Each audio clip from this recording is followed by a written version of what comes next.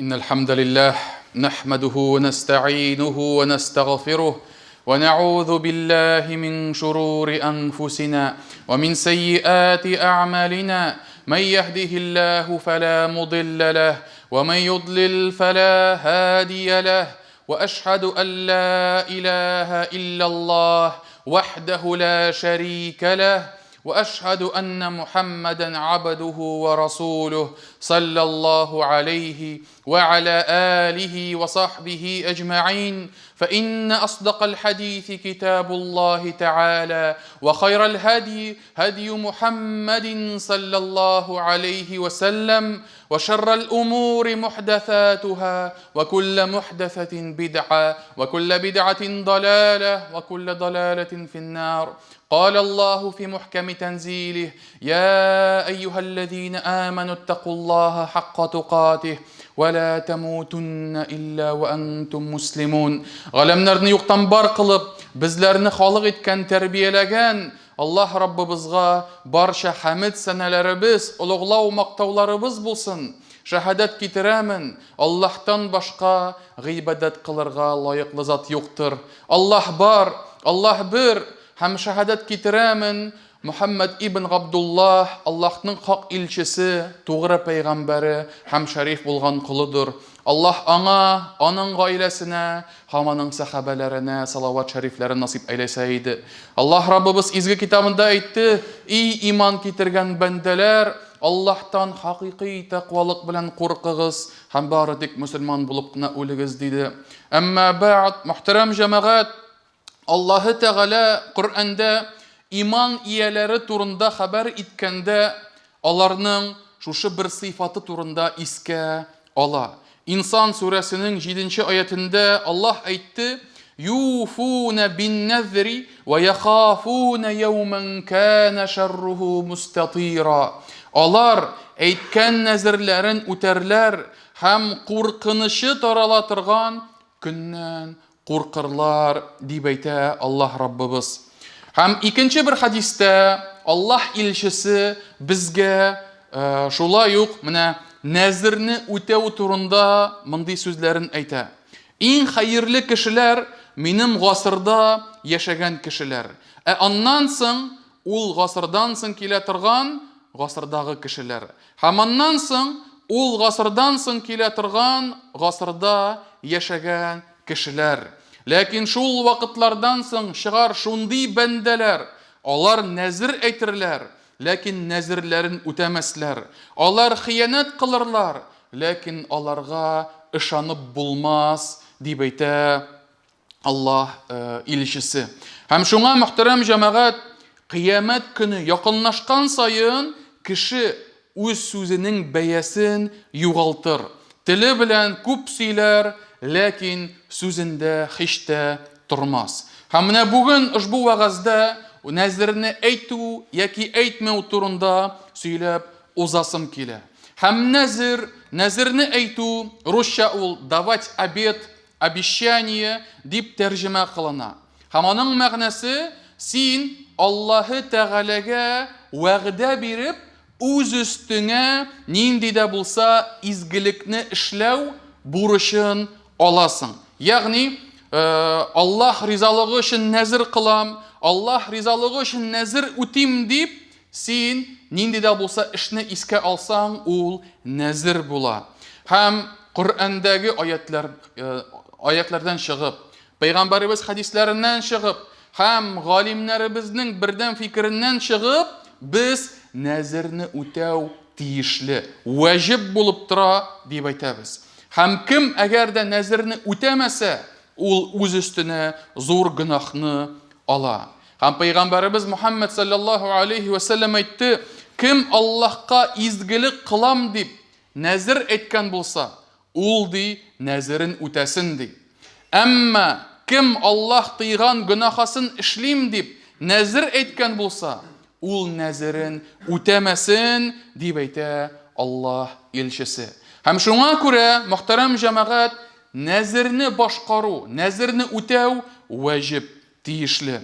Һәм бу тормышыбызны күз алдыбызга алсак, халкыбыз, җәмгыятебез нәрсә белән яшәгәнлеген әгәр дә карасак, еш кына кешеләр нәзер әйткәндә, алар шушы нәзергә ниндидер бер шарт өстәп куйганлыкларын күрергә була. Мәсәлән, әгәр дә терелсәм, корбан чалачакмын.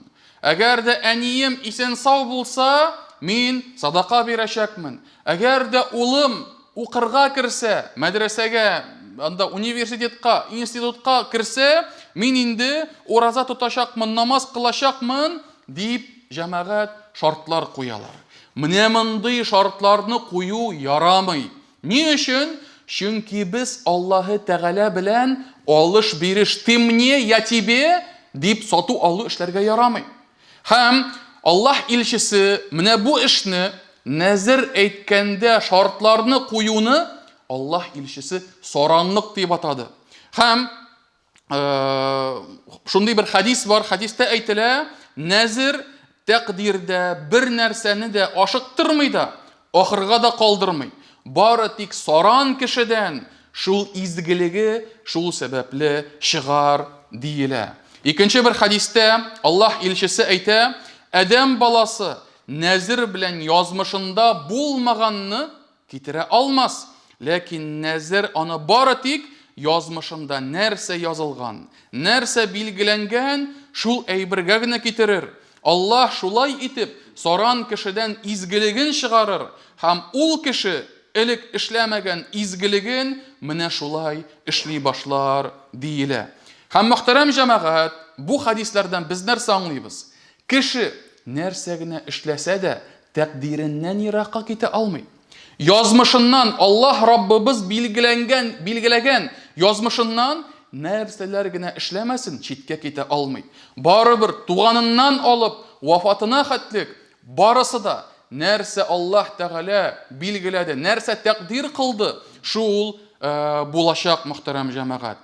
Һәм әгәр дә кеше моңарчы корбан чалырга, садака бирергә, нәфил уразалары тотырга, әгәр дә иренеп йөргән булса, ялкауланып йөргән булса, ул шушы нәзере белән, шушы шарты белән үз-үзен шушы садакаларны, корбаннарны, уразаларны тотырга мәҗбүрили, мөхтәрәм җәмәгать. Һәм шуңа галимнәребез менә шул сәбәпле, саранлыктан чыккан сәбәпле, һәм Аллаһы Тәгалә белән алыш-бириш иткән шикелле, тимне тебе, я Раббым, син миңа бу әйберне бирсәң, мин сиңа гыйбадәт кылам. Как будто әгәр дә бирмәсәң, мин сиңа гыйбадәт кылмыйм дигән шикелле килеп чыга. Һәм шуңа галимнәребез менә бу төр нәзер тыелган нәзер дип әйттеләр. Харам нәзер, ярамый дип әйттеләр. Ләкин кеше авызыннан чыкса, үтәлергә тиешле дип әйттеләр галимнәр. Һәм хәзер кемдер әйтергә мөмкин, яхшы, ә миңа нәрсә соң эшләргә? Тормышымда авыр хәл килеп чыкты ди. Мин Аллаһ Тәгаләдән җиңеллеген телим әлбәттә. Моны һәрберебез тели. Нәрсә безгә эшләргә? Менә бу вакытта галимнәребез әйтә, ул авырлык вакытында дуа кылды. Авырлык вакытында Аллаһка ялвар, Аллаһтан сора һәм изгелекләреңне арттыр. Нигә син үзеңнең җиңеллегеңне, терелүеңне, малайыңның яхшы рәвештә укырга керүен, нигә син аны изгелек белән бәйлисең? Бәйләмә, изгелекне турыдан-туры эшлә. Аллаһка тапшыр. Һәм шул рәвешле, иншалла, әгәр дә без шөкерле булсак, һәм Аллаһ Тәгаләдән рәхмәтен өмет итеп, изгелекләребезне арттырсак, менә шул вакытта, мөхтәрәм җәмәгать, без Аллаһка шөкерле булган булабыз. Ә булай кеше, Раббым, син моны эшләсәң, мин сиңа изгелек кылам. Эшләмәсәң, мин сиңа бирмим дигән шикелле килеп чыга. Ә бит уйлап карасак, әгәр дә Аллаһ Тәгалә үзе безгә шушы шартларны куйган булса, мин сиңа нигъмәтемне бирәчәкмен, намазыңны башкарсаң, уразаңны тотсаң һәм гөнаһларны кылмасаң гына, мин сиңа шуны бирәчәкмен дип әйткән булса, мөхтәрәм җәмәгать, без ничә минут, даже минутна түгел, ничә секунд исән булыр идек микән? Чөнки без адәм балалары, хаталанабыз, абылабыз, ялгышабыз, гөнаһларын кылабыз. Шулай бит? Шуңа карамастан Аллаһ Тәгалә безгә рәхимле. Шуңа карамастан Аллаһ безгә рәхмәтле. Һәм шуңа, мөхтәрәм җәмәгать, әгәр дә без Аллаһка, әгәр дә Аллаһ Тәгалә безгә шундый шартлар куя торган булса, без җәмәгать исән калмас идек, Аллаһ сакласын. Һәм шуңа безнең гыйбадәтебез дә, безнең изгелекләребез дә Аллаһ аңа мохтаҗ түгел. Аллаһ берәй-бергә мохтаҗ түгел. Әмма ләкин без мохтаҗбыз, җәмәгать. Аллаһ рәхмәтенә ирешергә, җәннәтенә керергә, Аллаһ Раббыбызның гөнаһларыбызны ярлыкауына biz мохтаҗбыз, җәмәгать. Шуңа күрә без гыйбадәт кылабыз. Һәм мөхтәрәм җәмәгать, менә шуңа күрә әгәр дә нәзер шартка бәйләнсә, ул вакытта бу ярамый, алай әйтергә тыелган, ләкин әйтелсә үтәлергә тиешле дип әйттеләр галимнәребез. Шулай ук әйтеп узасым килә, нәзер дөрес булсын өчен нәрсә эшләргә, нинди сүзләр әйтергә. Беренчедән, нәзер әйтүче ул үз акылында булган, бәлиглыкка ирешкән мөселман булырга тиеш. Бала кешенең әйткән нәзере ул үтәлергә мәҗбүри түгел. Это не обязательно к исполнению. Үз акылында булмаган кеше һәм башкалары, алар җәмәгать нәзерләре үтәлергә мәҗбүри түгел. Әмма ләкин үз акылында бәлиглыкка ирешкәнсең икән, мөселмансың икән, ул вакытта нәзер башкарылырга тиеш. Шулай ук галимнәребез әйтә, нәзер ди үтәлергә мөмкин булган әйберләрдә генә булырга тиеш ди. То есть, то, что можно воплотить в жизнь, менә шунда гына нәзер башкарыла ди. Мисал өчен, әгәр дә берәрсе әйтә икән, Аллаһ Раббым, синең ризалыгың өчен төнне ураза тотам. Бу мөмкинме? Төнне бер ураза да юк. Һәм шуңа күрә ул вакытта бу нәзер действительный түгел. Не действительный. Әгәр дә хатын-кыз хайыз вакытында Аллаһ Раббым, синең ризалыгың өчен намаз укыйм, намаз башкарам дип әйтә икән, ул әйбер дөрес түгел. Бу нәзер кабул ителми. Ни өчен? Чөнки хайыз вакытында намаз кылынмый, ураза тотылмый. Һәм шуңа күрә, әгәр дә син тормышка ашалырла алмаслык әйбер, әгәр дә нәзер итәсең икән, ул вакытта ул нәзер үтәлми. Шулай ук галимнәребез әйтә, нәзер бары тик гыйбадәттә генә булырга тиеш ди. Ягъни гыйбадәт булып саналган, изгелек булып саналган фарызларда, ваҗибләрдә генә булырга мөмкин диелә. Ягъни курбан шалу, садака булсынмы, ул нәфил намазлары булсынмы, нәфил уразалары булсынмы, менә анда нәзерне әйтергә була. Әмма ләкин Аллаһ ризалыгы өчен мин иртәгә туганнарым белән очрашам, Аллаһ ризалыгы өчен мин инде берсе көнгә машина сатып алам, һәм башкасы, ул җәмәгать нәзергә кирми. Ул нәзер түгел. Чөнки нәзер, мөхтәрәм җәмәгать, гыйбадәт, изгелек кылганда гына һәм шул әйтелгәндә генә ул кабул булачак һәм нәзер булып сатылачак. Шулай ук, мөхтәрәм җәмәгать, нәзер гөнаһлы сүзләр белән тормышка ашмый. Ягъни, әгәр дә берәр кеше нәзер әйткәндә Аллаһ ризалыгы өчен бүтән сезгә бер кашында бармаячакмын, сөйләшмәячәкмен, баламны күрмәячәкмен, хатынымнан ярак китәчәкмен, һәм башкасы, шуның ише гөнаһлы сүзләр әйтелсә, бу нәзер дә кабул түгел, әмма ләкин гөнаһасы бар. Һәм ул гөнаһны кәффарат белән, искупление белән чистартырга тиешбез, мөхтәрәм җәмәгать. Һәм шуңа күрә берәү әгәр дә урлыйм, зина кылам, туганнарым белән сөйләшмим дип нәзер кылса, ул нәзер үтәлми, ул нәзер кабул түгел, кеше өстенә гөнаһасы була, һәм ул гөнаһасыннан кәффаратын кылырга тиеш, искупить итәргә тиеш. Аллаһ илчесе әйтте, кем ди Аллаһка гөнаһ кылырга нәзер әйтсә, үтәмәсен дип әйтә. Һәм шулай ук әйтеп узарга кирәк, нәзернең кәффараты, то есть искупление назара, обета данного обещания Всевышнему Аллаху. Һәм галимнәребез әйтә, нәзернең кәффараты ул ди антны, клятваны үтәмәү кәффараты булып тора ди. Маида сүрәсенең 89-нчы аятында бу аят искә алына, һәм ул аятта Аллаһ Тәгалә мондый мәгънәле сүзләрне әйтә, кем ди антын үтәмәсә, һәм шулай ук монда нәзер дә керә, нәзерне үтәмәсә, ул ди мөселман, мискин фәкыйрне ашатырга тиеш. Яки аларны киендерергә тиеш, яки ул берәр кулны азат итәргә тиеш. Әгәр дә бу 3 әйберне үти алмаганда гына ул 3 көн ураза тотарга тиеш дип әйтелә. Һәм яңадан 10 мөселман, мохтаҗ, мискин, фәкыйрне үзе ашаган ризыктан ашатырга тиеш. Теге коры гына будай иләре түгел, үзең нәрсә ашыйсың? Примерно нинди ризык? Менә шундый ризыкларны ашатырга тиешсең. Һәм 10 мискинне ашату яки 10 мөселман мискинне киендерү яки кулны азат итү. Һәм бүген куллык юк әлбәттә, һәм шуңа күрә безнең бары тик 2 генә выбор калды. Ашату яки киендерү.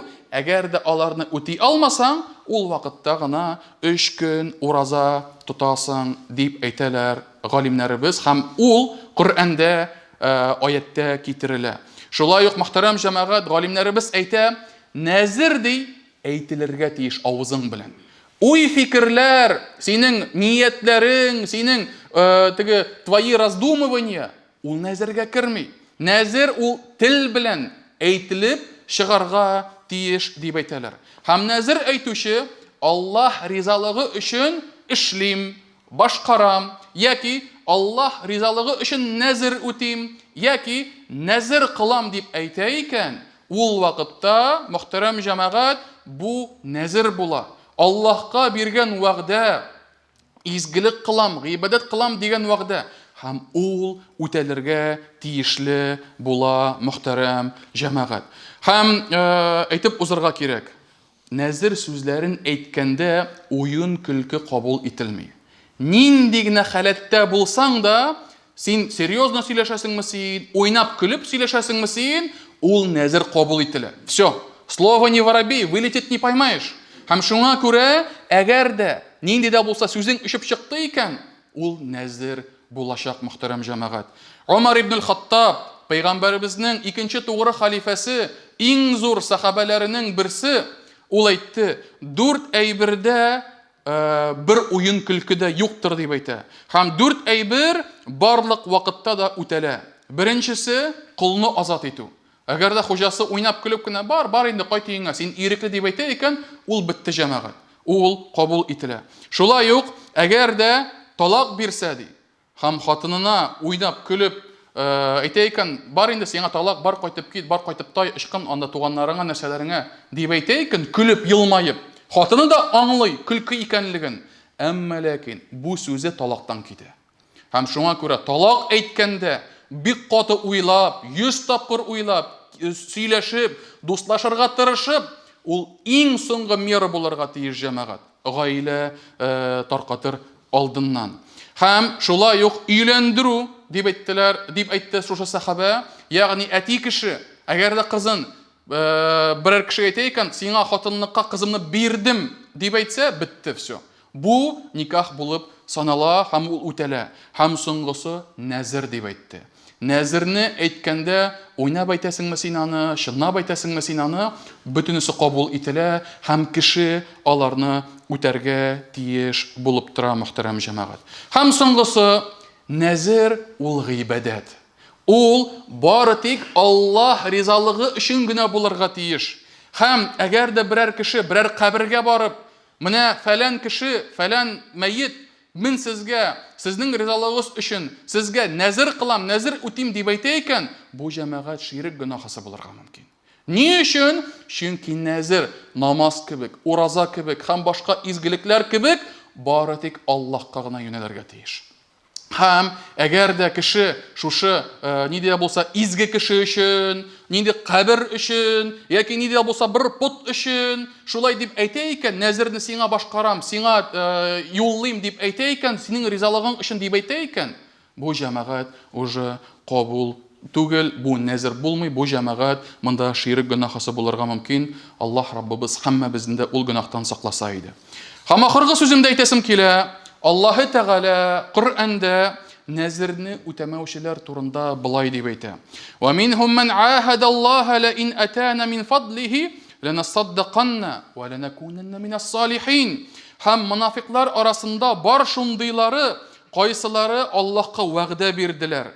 Әгәр Аллаһ безгә ниғмәтләрен бирсә, без һичшиксез садака бирербез һәм изге кешеләрдән булырбыз дип әйтерләр ди.